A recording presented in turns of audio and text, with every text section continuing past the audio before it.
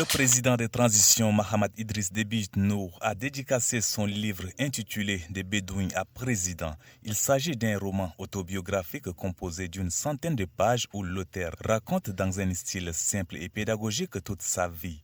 Bouvier à son enfance, soldat à son adolescence, responsable de la garde présidentielle puis président de la République, après la mort de son père, Mahamat Idriss Déby Itno est passé par toutes les péripéties de la vie pour être au sommet de l'État aujourd'hui.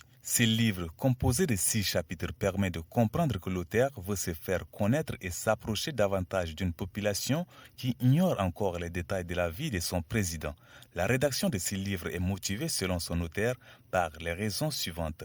Religieuse pour remercier Dieu de l'avoir gardé en vie, pour se présenter aux Tchadiens, pour la transition et enfin pour l'histoire.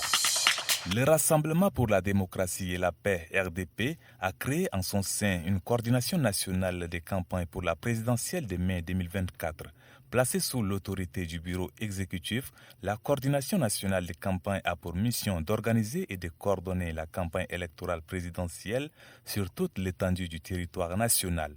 À ce titre, elle est chargée, entre autres, d'assurer la participation active du RDP à la campagne du candidat de la coalition pour un Tchad uni, de promouvoir et vulgariser le programme politique du candidat de la coalition pour un Tchad uni, de constituer et programmer des équipes et missions de campagne, de maintenir la relation entre le bureau de la direction nationale de campagne du candidat de la coalition pour un Tchad uni.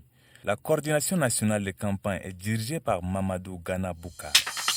En prélude de la cérémonie inaugurale du Centre de formation technique et professionnelle de Sadjiré, le ministre de la formation professionnelle des métiers et de la microfinance, Djimé Moussa Oumar, à la tête d'une forte délégation du comité chargé d'organisation, a effectué une descente de supervision pour s'imprégner de l'évolution des préparatifs ce 4 avril 2024 dans l'après-midi.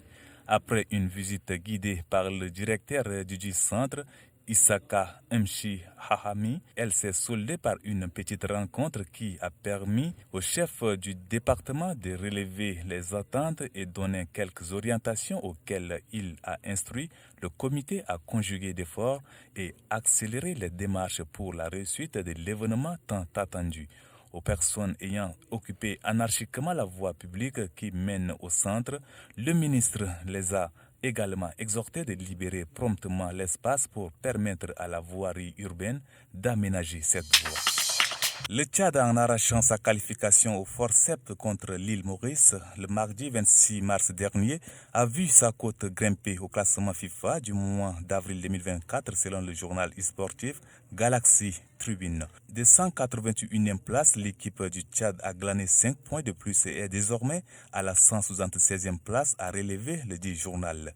L'équipe nationale du Tchad a joué son premier match international contre le Dahomey, actuel Bénin, le 11 avril 1963 au Sénégal et s'est fait laminer par 6 buts à 2. Mais les Sao vont réaliser leur plus large victoire sur le Sao Tomé et Principe par 5 buts à 0 le 29 juin 1976.